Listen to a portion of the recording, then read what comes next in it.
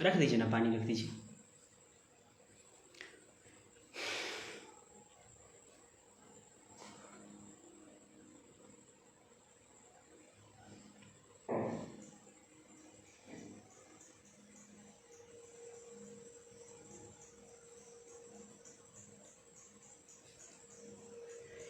सभी छात्र नौजवान जल्दी जल्दी जुड़े।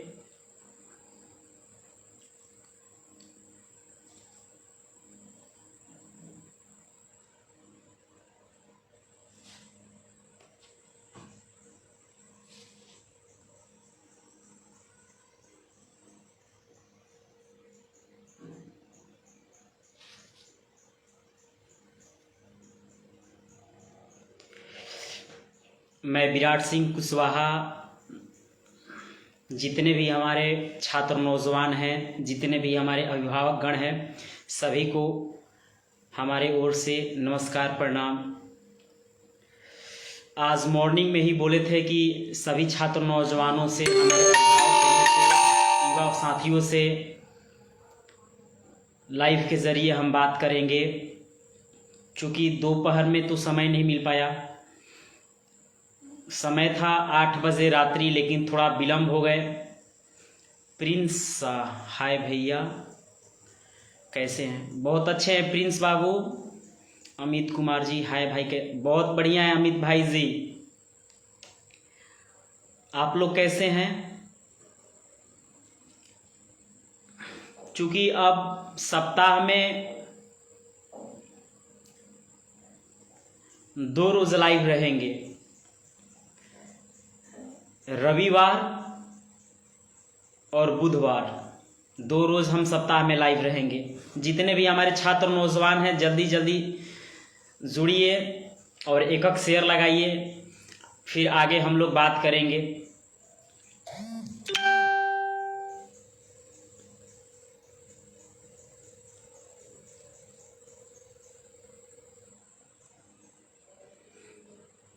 चूँकि हम पहले ही बोले थे कि 8 बजे लाइव रहेंगे हम, और समस्त छात्र नौजवानों से बात करने का काम करेंगे। चूँकि आज बिहार में एक नया मुद्दा सामने आ गया है। जिस प्रकार से, हेलो भैया कुशवाहा जसवंत, हाय जसवंत जी। जिस प्रकार से मुकेश कुशवाहा, हेलो, सब ठीक है भाई जी, आपकी कृपा है। जिस प्रकार से विगत कुछ दिनों से देखा जाए तो बिहार में शिक्षा, स्वास्थ्य और रोजगार के मुद्दों को छोड़ के केवल जितने भी हमारे बिहार के नेतागण हैं, बिहार के जो देश के चौथा स्तंभ, जो मीडिया के भाई लोग हैं, केवल सोनू के पीछे ही भाग रहे हैं। देश में गरीबी है, अशिक्षा है, बेरोजगारी है, देश अराजकताओं में फैलता जा रहा है। इसके विषय में चर्चा कौन करेगा? सौरभ जी, हेलो भाई जी। सौरभ जी नमस्ते, छोटे भाई सौरभ जी नमस्ते।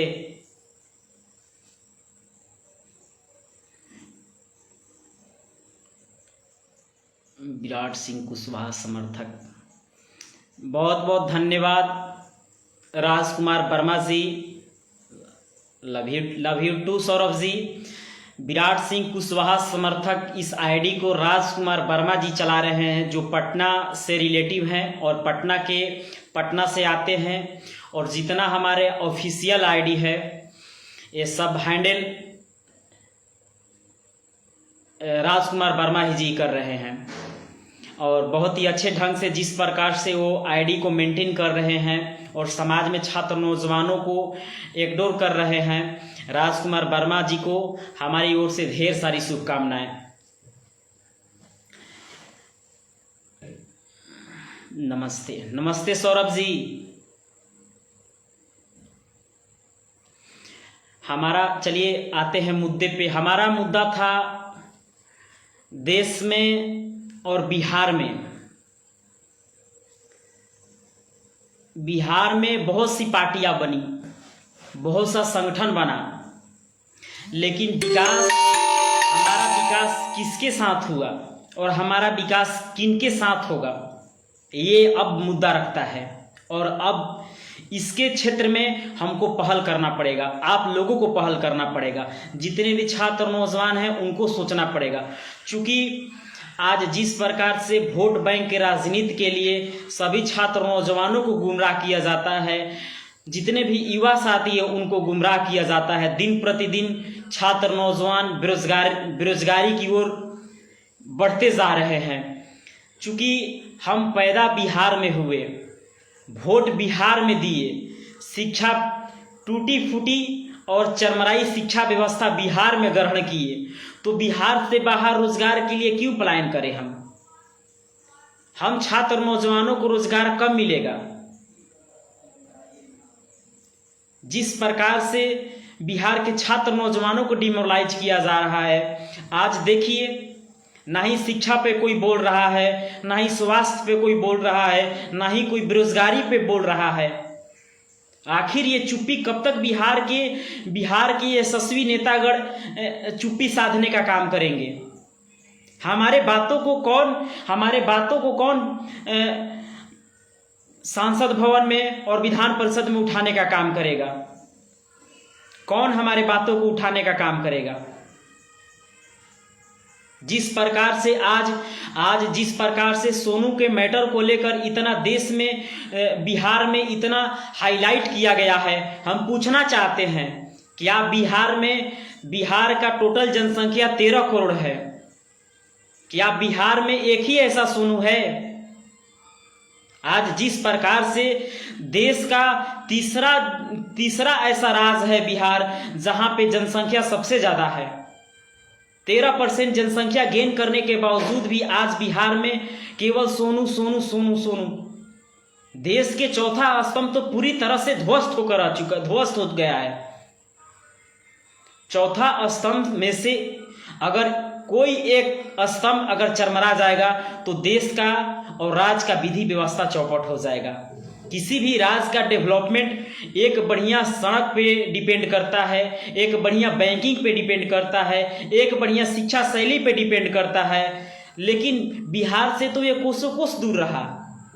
आज जिस प्रकार से इस सोनू को मैटर को उजागर किया जा रहा है, हमारे हिसाब से बिहार में बहुत से ऐसे छात्र नौजवान हैं जो पढ़ाई के क्षेत्र में कुछ बेहतर कर सकते हैं, हमारे बिहार को कुछ बेहतर दे सकते हैं, लेकिन उसके लिए बिहार में शिक्षा के क्षेत्र में कोई बड़ी पहल नहीं किया जा रहा है, ना ही संसाधन के क्षेत्र में कोई बड़ी पहल किया जा रहा है।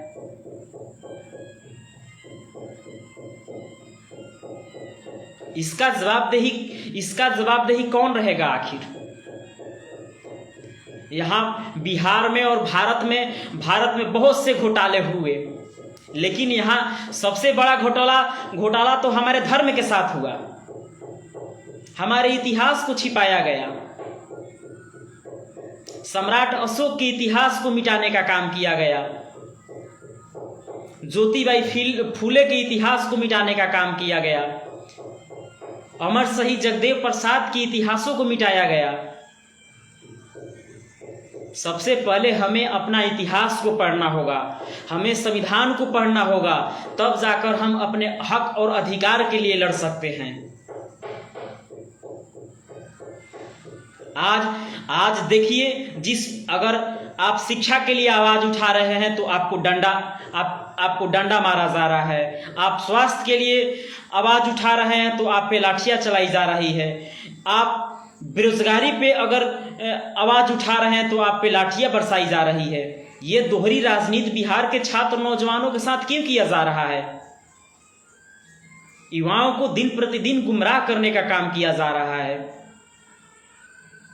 बीते कुछ दिन पहले सुभाष कुशवाहा जी का हत्या हुआ, पत्रकार सुभाष कुशवाहा जी का हत्या हुआ। अभी तक अपराधियों का कोई अता पता नहीं है, पुलिस ने कोई अपना कंट्रीब्यूट दिया ही नहीं। केवल जाति और धर्म के नाम पे हमारे समाजों को तोड़ने का काम किया जा रहा है, छात्र नौजवानों को गुमराह करने का काम किया जा रहा है।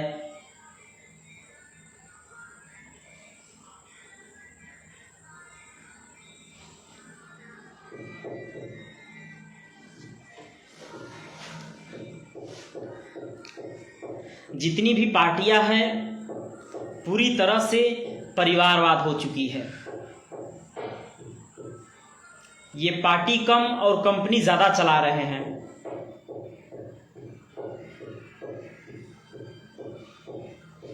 केंद्र सरकार और बिहार सरकार, बिहार के छात्र नौजवानों का स्थिति दिन प्रतिदिन लचर होते जा रहा है। आज बड़े पैमाने पे छात्र नौजवान बेरोजगार है, रोजगारहीन है। आप छात्र नौजवानों को रोजगार नहीं दे सकते हैं, एक बढ़िया माहौल नहीं दे सकते हैं शिक्षा के क्षेत्र में, तो किस बात का बिहार का मुख्यमंत्री बने हुए हैं नीतीश कुमार जी?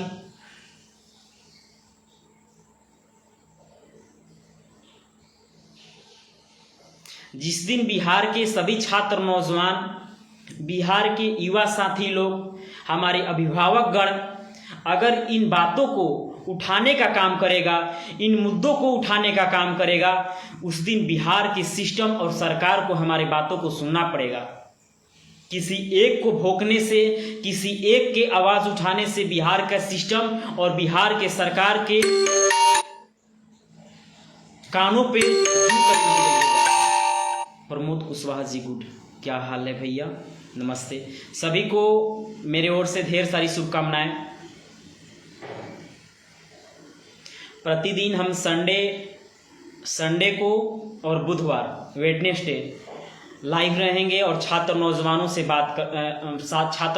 से आप लोगों से बातचीत भी होता रहेगा। जो आपका सवाल है, आप लोग इन सवालों को आप हमसे पूछ सकते हैं डायरेक्ट लाइव में। अभी हमारे द्वारा जितने भी निःशुल्क कोचिंग सेंटर चलाया जा रहा था, बहुत से ऐसे निःशुल्क कोचिंग सेंटर की व्यवस्था के कारण अभी तो पोस्टपोन हो चुका है। चूँकि कोई सरकारी और कोई एनजीओ के द्वारा तो हम लोग को फंडिंग होता नहीं है, और ना ही हम लोग मंत्री हैं, ना ही हम लोग विधायक हैं। हमारा छात्र नौजवानों का समूह है और उस समूह के ज़रिए हम छात्र नौजवान एक दूसरे को मोटिव कर एक दूसरों के साथ यूनिटी बनाकर और उन निःशुल्क कोचिंग सेंटरों में बच्चों को फ्री कॉस्ट में एजुकेशन देने का काम करते हैं। और हमारा मानना है कि अगर एक पंचायत का मुखिया, ज़्यादा नहीं, एक पंचायत का मुखिया अपने पंचायत में एक निःशुल्क कोचिंग सेंटर डाल दे, एक निःशुल्क कोचिंग सेंटर में मात्र केवल 4 टीचर रखें, आपके जैसे, हमारे जैसे छात्र नौजवानों को रखने का काम करें। और बहुत से ऐसे छात्र नौजवान हैं जो राजहित में, देश हित में, समाज हित में, प्रखंड हित में, पंचायत हित में अपना योगदान देना चाहते हैं। बहुत से ऐसे पूरे पंचायत में 4, 5, 6 तो ऐसे छात्र नौजवान होंगे जो बच्चों को फ्री में एजुकेशन देने के लिए इच्छुक होंगे। उन बच्चों से वहाँ के मुखियागण मिलने का काम करें और वहाँ पे एक निःशुल्क कोचिंग सेंटर डालें। प्रत्येक मुखिया लोग अपने पंचायत में डालें और वहाँ पे बच्चों और बच्चियों को फ्री में एजुकेशन दें, पर्सनालिटी डेवलपमेंट का क्लास दें। चूँकि हमारा मानना ये है कि हम सरकार के भरोसे नहीं बैठ सकते हैं। हम 2 सालों से, आज नीतीश कुमार जी सत्ता पे 17 साल से बैठे हैं। हम नीतीश कुमार जी के खिलाफ कुछ बोलेंगे तो बहुत से लोग हैं जो कमेंट में हमको सुनाने लगेंगे कि आप नीतीश कुमार जी के खिलाफ जाते हैं। अरे भाई, सत्ता पे नीतीश कुमार जी बैठे हैं तो सवाल तो नीतीश कुमार जी से ही करेंगे हम, सवाल तो तेजस्वी यादव से नहीं करेंगे हम।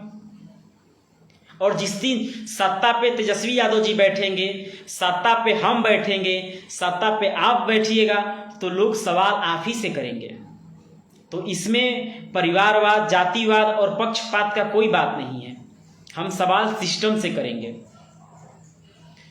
और जिस दिन हमारे पंचायत के मुखिया लोग प्रत्येक पंचायत में एक निःशुल्क कोचिंग सेंटर डालने का काम करेंगे, 2 निःशुल्क कोचिंग सेंटर डालने का काम करेंगे, उस दिन पंचायत में बढ़ चढ़ के छात्र नौजवान उन निःशुल्क कोचिंग सेंटरों में पढ़ने के लिए इच्छुक होंगे। उससे पंचायत के प्रतिनिधियों का, जो जनप्रतिनिधियों हैं, उनका भी पंचायत में इमेज अच्छा रहेगा, उनका भी पंचायत में कंट्रीब्यूट अच्छा रहेगा और छात्र नौजवान भी एग्रेसिव रहेंगे शिक्षा के क्षेत्र में। लेकिन इसके विषय में कोई सोचने वाला नहीं है। आज कृषि के क्षेत्र में बहुत से ऐसी वैकेंसियां हैं, स्वास्थ्य के क्षेत्र में बहुत सी ऐसी वैकेंसियां हैं, बिहार पुलिस में बहुत से ऐसे कर्मचारियों की आवश्यकता है, लेकिन पूरी तरह से ये सब वैकेंसियां ठप पड़ चुका है। इसके विषय में कोई सोचने वाला नहीं है। ना ही सरकार, नीतीश कुमार जी को तो केवल अपनी कुर्सी बचाना है और कुर्सी से प्यार है। 70 की उम्र में नीतीश कुमार जी अब सक्षम नहीं हुए कि वो सिस्टम को सुधारने में कोई बड़ी फैसला और बड़ा योगदान दे सके।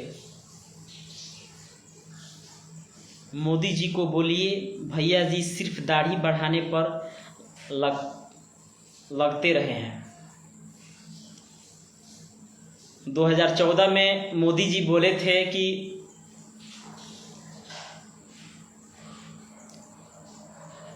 और नीतीश कुमार जी भी बोले थे कि बिहार को विशेष राज्य का दर्जा दिलाएंगे। पीएम पैकेज के अंतर्गत 1 लाख युवाओं को प्रशिक्षण देने का वादा किया गया था। ये प्रत्येक दिन, प्रत्येक मुद्दे पे हम इस आवाज़ को उठाने का काम करते हैं, लेकिन आज तक पीएम पैकेज के अंतर्गत 1 लाख युवाओं को प्रशिक्षण देने का वादा ही रह गया। आज जिस प्रकार से बिहार में छात्र नौजवानों को, देश के छात्र नौजवानों को बड़े बड़े वादे किए गए, चाहे वो काले धन का हो गया, चाहे वो रोजगार का हो गया, पूरी तरह से चौपट हो गया। नरेंद्र मोदी जी देश के छात्र नौजवानों को जिस प्रकार से गुमराह किए, वो पूरी तरह से निंदनीय है। आज उसका खामियाजा हम छात्र नौजवान भुगत रहे हैं। यही पिछले कोरोना काल में जिस प्रकार से बिहार से बाहर हमारे बिहार के छात्र नौजवान कुत्ते और बिल्ली की तरह आए बिहार में, और उनको नीतीश कुमार जी ने प्रवासी मजदूर का नाम दे दिया। ये दर्शाता है बिहार का विधि व्यवस्था, और ये दर्शाता है बिहार का ये निचला सिस्टम व्यवस्था। ऐसा कोई मुख्यमंत्री देखे हैं जो 500 करोड़ रुपया विज्ञापन में अपना चेहरा चमकाने में खर्च करते हैं, और शिक्षा, स्वास्थ्य और रोजगार में नीतीश कुमार जी का हवा गुल हो जाता है। कब तक 60-गांठ सरकार के भरोसे चलते रहिएगा नीतीश कुमार जी? कभी आरजेडी, जेडीयू तो कभी एनडीए, ये कब तक करिएगा? आज बिहार में छात्र नौजवानों का स्थिति देख लीजिए। रोजगार जिस प्रकार से रेलवे और एनटीपीसी में बड़े पैमाने पर छात्र नौजवानों के साथ खिलवाड़ किया गया, इसका जिम्मेवार कौन है? कौन है इसका जिम्मेवार?